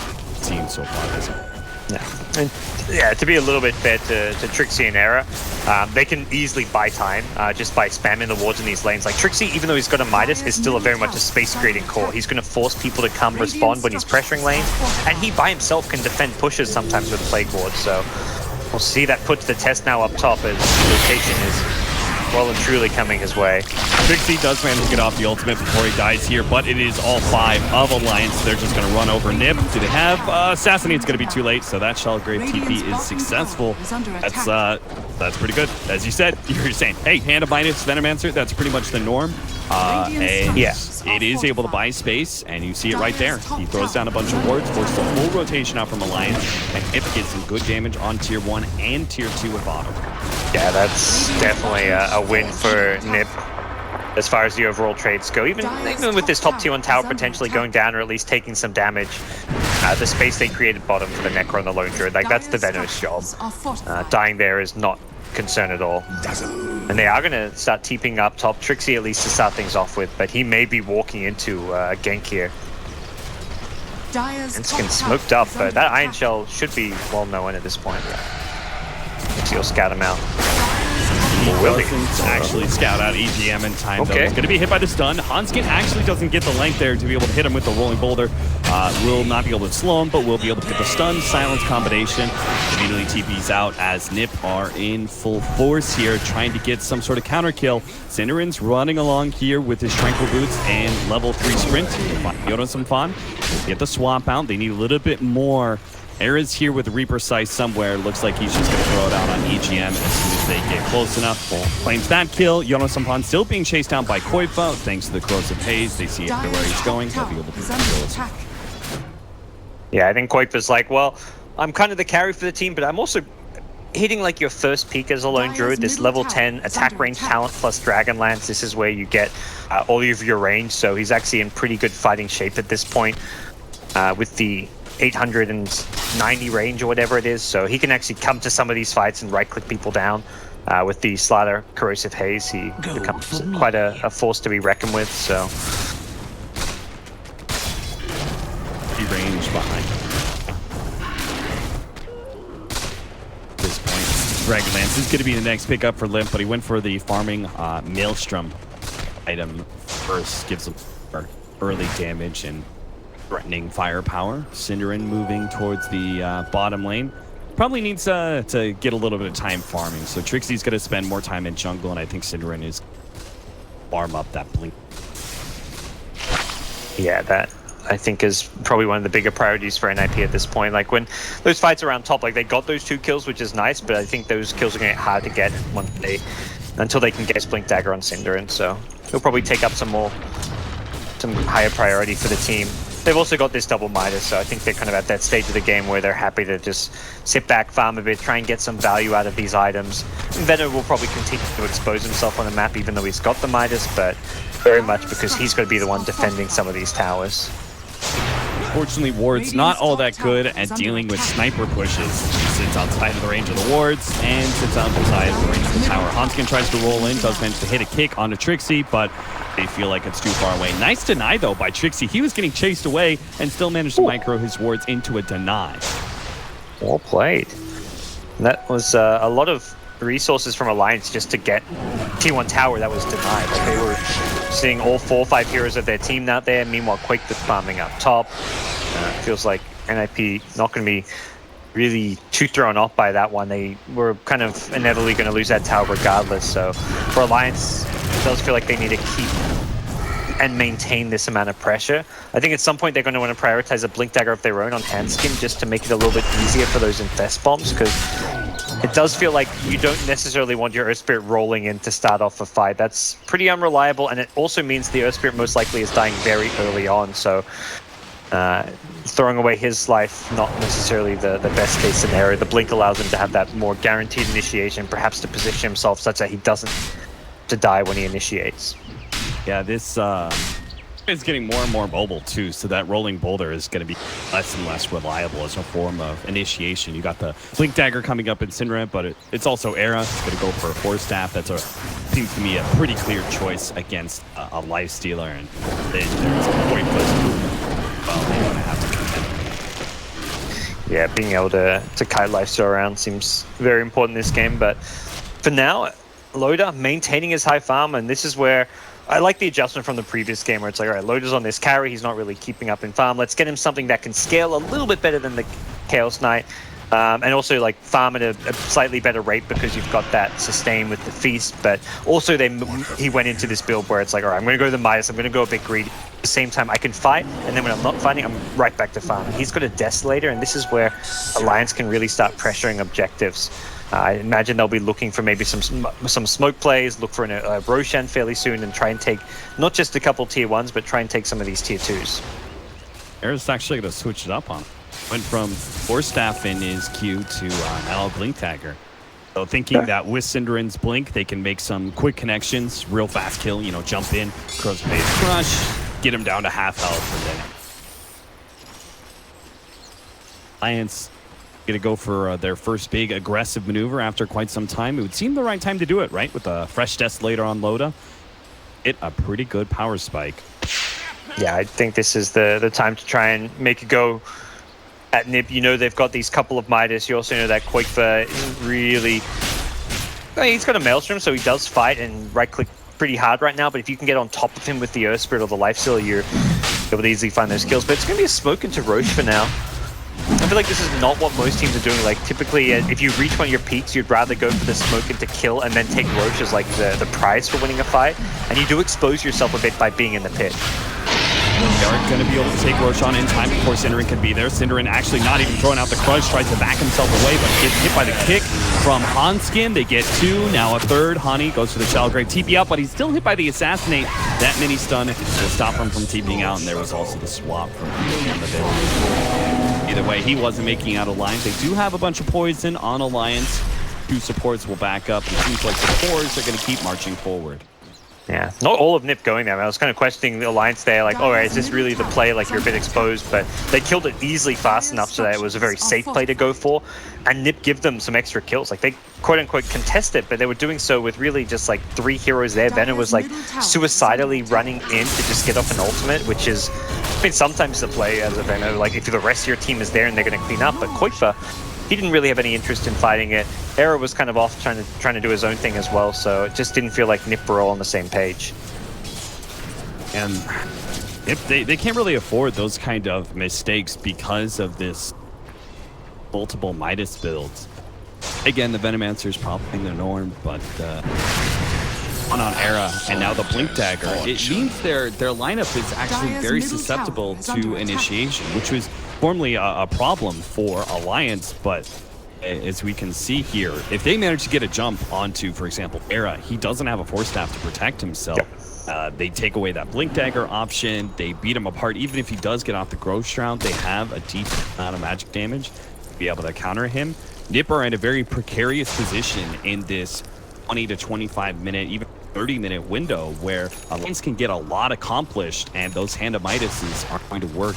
Dire's bottom tower Allow NiP to be able to keep up with their dropping objectives and kills. Yeah, it definitely felt like Alliance are kind of lacking reliable initiation, but NiP's lineup, to initiate, they have to like run. Like, you don't have to have initiation when your opponents have to run to you. Venomancer needs to get in close to get an ulti off. Similar for Necro, he needs to get in close to use his spells. So you're versing a lineup that naturally is going to get close to you if they want to fight. The exception is maybe Trixie with the Plague Ward spam to defend towers, but as we've kind of seen, that does not help against the Sniper. And now Loda, with a couple more items, can still at least chip away at these towers through the Rage. Doesn't have the best survivability with the Deso Basher build, which means he does have to be a bit careful about taking too much damage. Trixie, pull that tornado away from Synderen.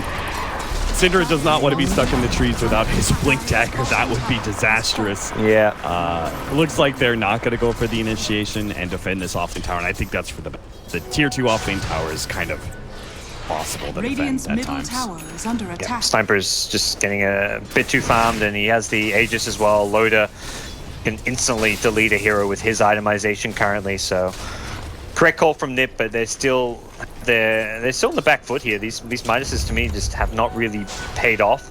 This is probably one of the slower paced games I've seen out of like a team who's picking Necrophos. I feel like most teams who are running this hero are getting a lot more active and fighting a lot more rather than trying to play this farm oriented style.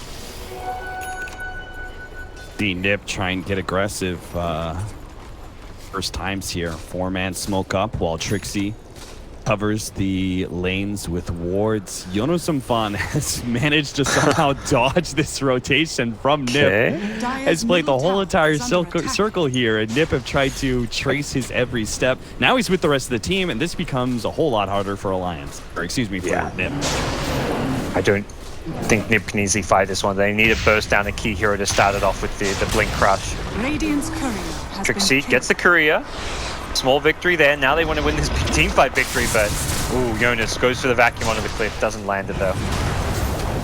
Trixie daring Alliance to go onto him, but it's actually going to be the roll in onto Hani. That is real bad. Koipa's going to have to feel some pressure coming in from behind. He's going to go for EGM first. They do manage to get the Veno slow, but now Koipa is going to be backdoored by Loda and Hanskin as a duo. Synderen going to be jumped on as well. Limp gets a little bit more Ion Shell damage. Now the Urn stopping that Blink Dagger with this Assassinate to finish him off. Looks like Alliance will come out with head unless Era can turn this around. He managed to get the kill onto Limp, but that's still just the Aegis.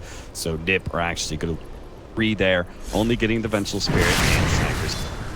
Yeah, this likely will lead to that last outer tower and open up access to these shrines if Alliance wants to take them out. They'll be playing without the Aegis now, so perhaps they'll just play more of the map control game, wait for NiP to move out. I mean, that was NiP moved out very deep on the map, but like once they didn't find the Darkseer neutraling and he regrouped up with his team, it was really just like an impossible fight to approach for NiP.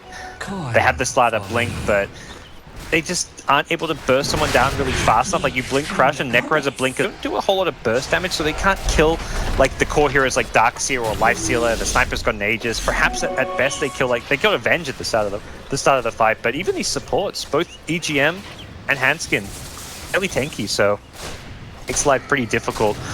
for the Slaughter Necro to initiate these fights, and that's where I feel like, I mean, you mentioned that the Blink, it seemed like the Force Staff was going to be the better option, because the Blink just doesn't seem to offer him that ability. Like, he blinks in with the Slaughter, but he doesn't actually have the ability to kill that first hero.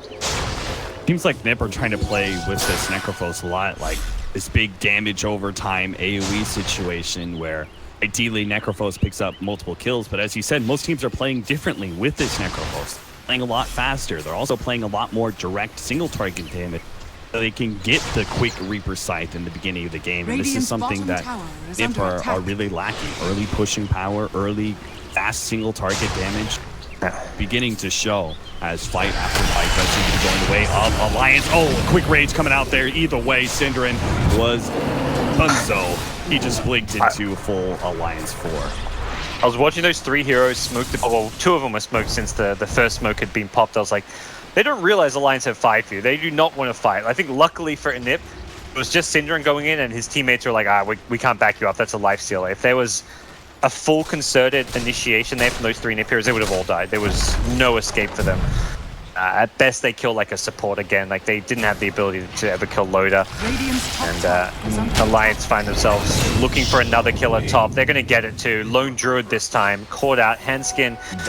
The Loda infest, teeping into the shrine. Can't run from that one. That's the one hero we can't abide being lost for NiP. Yeah. Everyone else can die, kind of. You know, it sucks if Era dies. He's the second most important, but it's really that Lone Druid that is the formidable high ground defense, that is the ultimate carry here for NiP, and is their late game hope, and him getting caught out like that means it's just going to prolong this dominance of Alliance. Yeah, it does.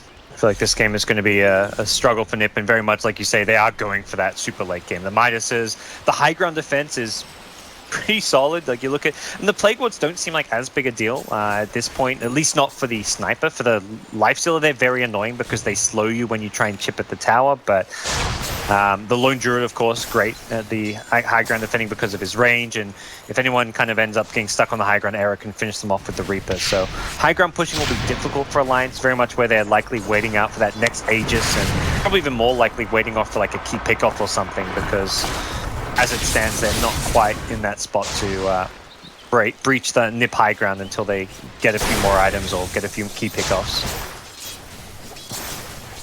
Trixie, push, push, push. Got a Yules, he's got a Blink. If they go on him, he has a chance to be escape, but Alliance are not even risking that chase down the rabbit hole of trying to get the Trixie Venomancer. It's not even a worthwhile kill. Gonna leave him to it for now. TP1 back, but they're trying to maintain more aggressive posturing on the NiP side of the map and not give these other cores of NiP space to farm. Yeah, Alliance is kind of just playing the pressure game right now. They want to pressure out, push a lane, and they know that the response from NiP to this is going to be split push. So once they see that split push, they're trying to get picked off. That time around it doesn't work, but they do pressure top, then TP back to try and catch them. They're split pushing, and just keep on doing this until there's a Rosh available is likely going to be the call.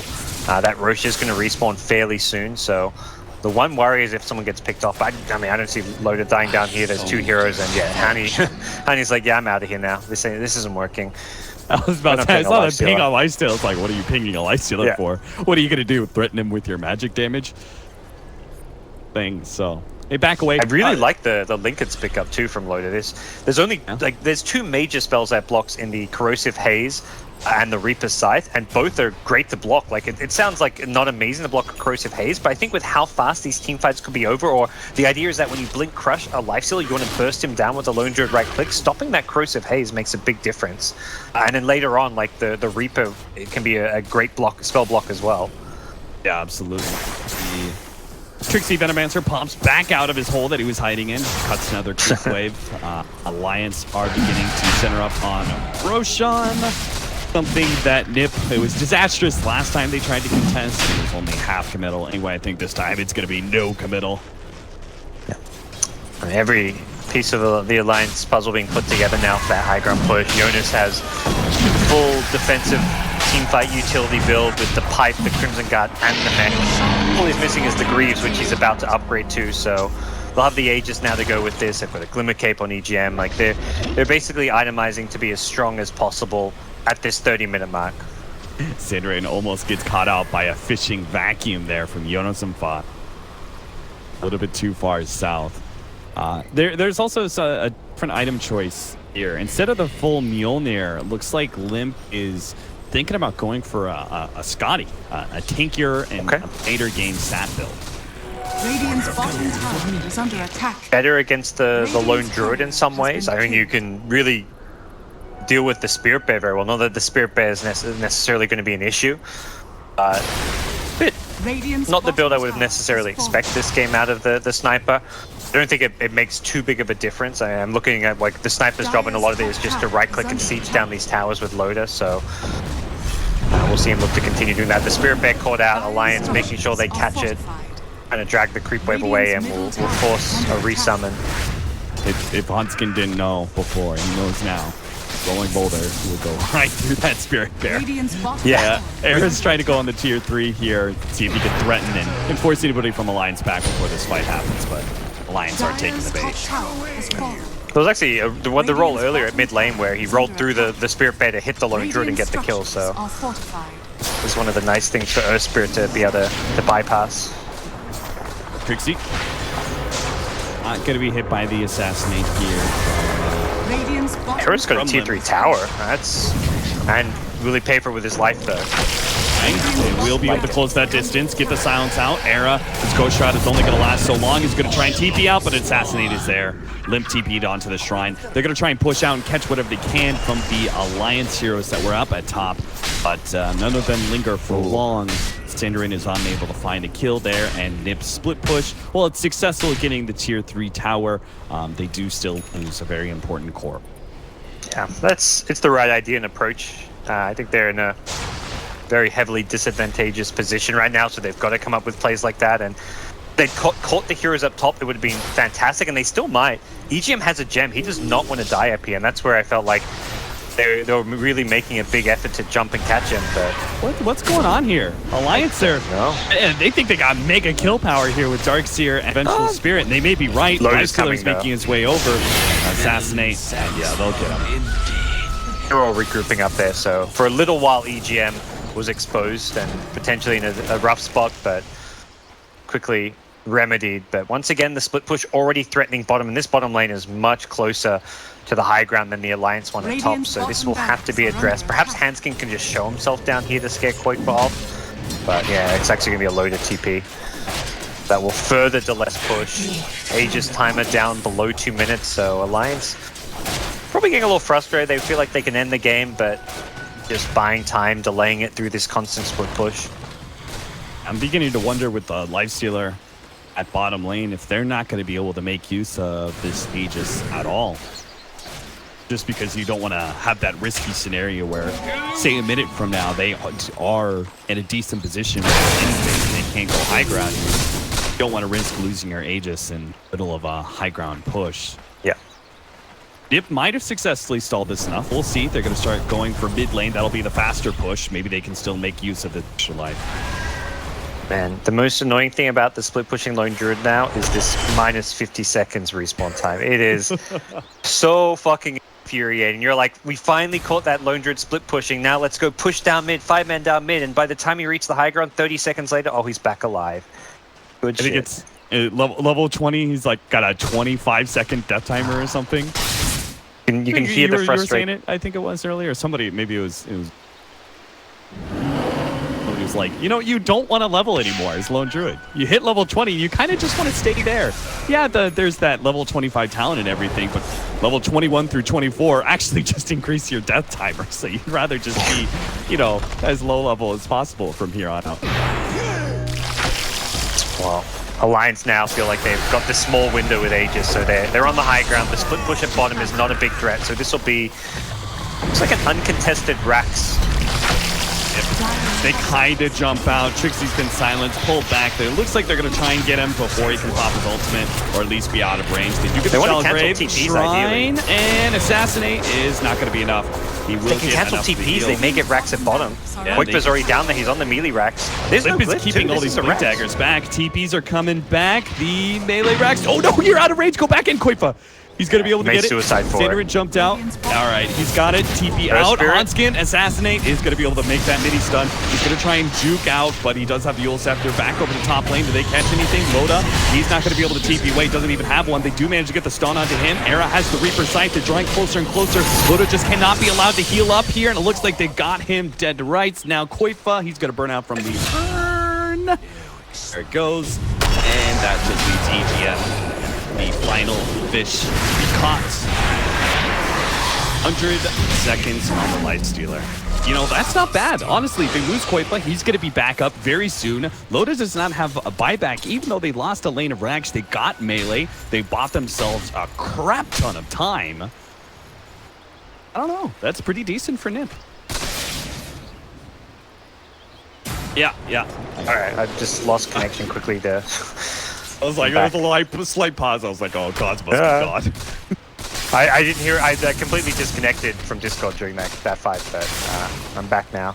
That worked out quite well for NiP. They got a melee Rax. They got a Life Stealer kill, a Reaper kill on him. I mean, this is how they got to play this game. You know, that dirty split push from Koikva. He baits the TPs back, and then as soon as those TPs start rolling in, Synderen goes charging forward. He goes looking for whatever he can find to catch the stragglers, and he finds a big straggler in the Life Stealer. So, pretty damn good result, all things considered. Glad you and I agree on just that, even without Discord. We still are of one mind. Got some damage coming in as well. We've got Dagon finished up for Necrophos. He opts for just level 2 Dagon, though he could buy more because he wants to keep that buyback. And we also have the Ags on Trixie. The next team fight, even though it's just, minutes apart from the last one, is going to be a world of difference potentially for NiP. They might actually have the power to stop Alliance in their next 5-man push. Have the Midas has finally paid off. It may be the case. I was so worried for them. Like, as far as are these Midas really the play? But I does finally feel like they've been able to delay the pushes enough. And I mean, the push when it finally came was a Rax trade, so that wasn't even really. That's not even saying them behind. I mean, the range Rax is a non-issue at this point, so it's effectively an even game on buildings, a less even game on net worth. It's still a very big lead for Alliance. A lot of that coming from the supports, but Lifestealer Sniper still are ahead of their counterparts. And Quickva's newly picked up Butterfly is going to be a annoying item to deal with. Loda doesn't have an MKB, no MKB inside as well. Sniper is going to start building on that. Soldier's fortune. Think you wait out that MKB? Think you wait out second Aegis and all of that for Alliance? Because it's got to be dangerous, right? You know NiP had just picked up some fresh items. You don't go now, they're going to pick even better items up in a few minutes. Looks like right now they just want to push down this bottom lane, and that's, without that next Rosh, it is respawning in the next minute or so, but more than anything, you want to try and regain some map control, use this. Did they lose the gem in that fight? They did, so they can't actually easily deward their jungle and stuff and maintain control around that Rosh area. The gem has been picked up by Synderen now, so that makes this game a little bit harder at this stage because of that vision factor. Synderen also bumps into Jonas Safari. He's like, oh, that's not where I want to be, especially with this gem. They get out. Yep. Maintaining about 50% of this map. Pretty good, just more arm up.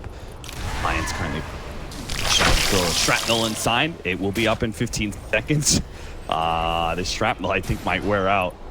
They've got Cardi, though.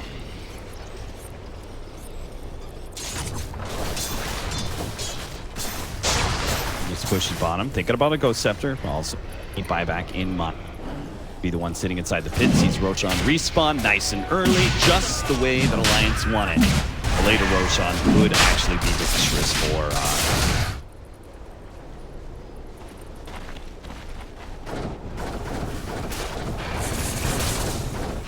Roshan has fallen to the Radiant.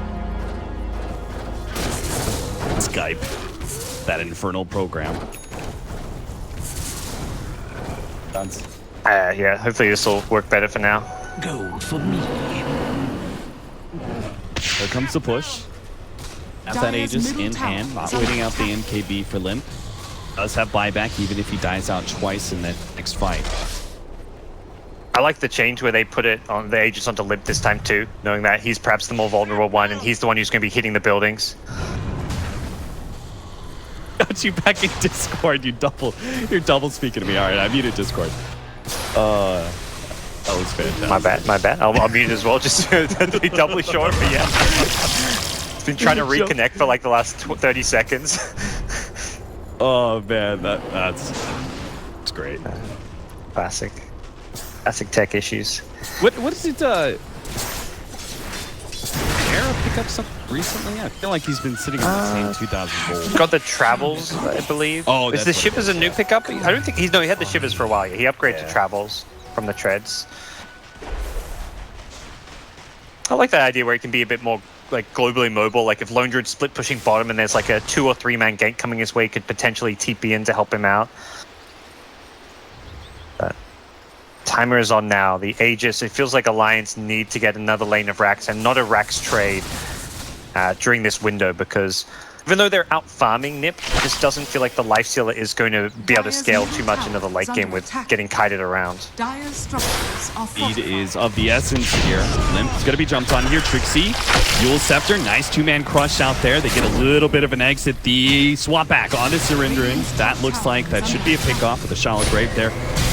Synderin, his life is going to be at the cost though of a tier 2 tower at top lane, and Koifa rather quickly barreling down that top lane, going for the melee racks. We'll see the jump in here from Trixie, coating everybody in with that poison. It's an Aghanim's upgrade as well. So Alliance are going to be feeling this burn in the next few seconds. See if NiP can actually do much. They're trying to buy back, trying to stop anything when these melee racks are going down, or at least catch somebody on the way out, because Koifa is beginning to work on that one. Nice vacuum. Oh, there goes the Reaper Sight, but it's not enough. Now with the cheese being eaten up, and Era, he's silenced up. He's going to lose his life unless the Shallow Grave can save him. They need a little bit more heals coming out with the Assassinate. Oh, not quite enough to finish him up, but Hanskin will claim the kill. Trixie also going down. That's a buyback down. Koifa was forced away from that top lane push unsuccessfully, going for that tier 3 tower. He's here now, but they've lost the mid lane of Rax, and gods, you said they needed that badly. Alliance will get the mid lane without trading. And they still have the Aegis for another 2 minutes, so they can even go for their mega creeps at this stage. So really well played push. I don't mind what NiP did, where they were like throwing away their lives on the Venom and the Slather if they get that top lane of Rax, but they didn't get it. Him getting caught earlier was fine. He can't get caught here. All these heroes do missed not time have to stun buyback. though. Boulder Smash didn't land, so they don't get that kill, but yeah, Koifa at top, he didn't really do all that much damage to the tier 3 tower. He actually lost his bear to the tower. It was very low HP to begin with, but losing the Spirit Bear means you lose a decent amount of pushing power, and he just decided, I guess his team called him to TP back, thinking they could win the fight, which is where Era's Reaper, if that had actually worked out for them, would have been the way for them to win the fight, but being called back to fight and then not getting those kills and losing your racks meant a very, very big problem for NiP, who now find themselves having to defend their last lane of racks. You can't go for the trade here. You have to defend from this last lane of racks. Synderin's trying to use this trees to act as a good initiation point. Oh, he's going to scout the smoke. Oh, gets Will he popped. blink out? Alliance. Can they actually starts blinking away? Hanskin actually almost blinks into him, rolls upwards, thinking that Synderin had backed away, but Synderin just goes deeper into position. Don't get caught now, though. Oh, rage creep. He spotted him. Sniper the snipey. He's got him. Synderin starts force-stacking himself away, has a blink up in a second, but the Yule stops him first. Now the roll in. Hanskin's going to be able to catch Synderin, slow him down a little bit more, but the rest of the team keeps pushing forward. Era, he's been gone on here. He's actually down. Trixie gets his initiation with all that. Koifa now has to come in big time with the poison, taking away these heroes. Ghost Scepter out from Trixie, buys a little bit more time, but the swap back onto Koifa. He's in trouble, turns, kills EGM, the Shallow Grave, buying him a little bit more time. The Assassinate, the Shrine, it keeps him alive. Again, the Shrine saving them from these killer assassinations from Alliance, but Alliance still at a big numbers advantage. They've taken down 2 of NiP, one being Synderin, one being Era. Both sides of Alliance came out on top of that engagement, and Trixie no longer has his poison. He came in, poisoned up Limp, but Limp just goes ahead and takes out the Dazzle. Koifa moves forward, but now get caught by the vacuum. Now the wall as well. Koifa being chased back to the base while the rest of the allies just focus on the buildings. Loda and Yoda Sampan, they're going to take that melee racks, make it megas, and NiP want to try and finish this up in a 2-0. They're going to have to fight through mega creeps and against an incredibly farmed Alliance crew. Limp getting that extra surge movement speed. A Yule Scepter to himself, but there's the call. Koifa, I think they know it's over. They had a very, very narrow path to victory this whole entire time. Yeah, a much better played game by Alliance. Loda really had a great showing on the lifesteal. They were able to pressure the lanes a lot better, and it felt like NiP just gave Alliance a lot of space this game, going for the double Midases. The Venomancer was annoying and pesky at times, but ultimately NiP didn't really do much with the space other than try and farm. Like, at no point did it really feel like they were threatening to take fights to Alliance or really giving Alliance room to maneuver, to take towers, to take objectives, and to kind of reach these critical items where Darkseer had all the teamfight utility, Lifesteal had the right.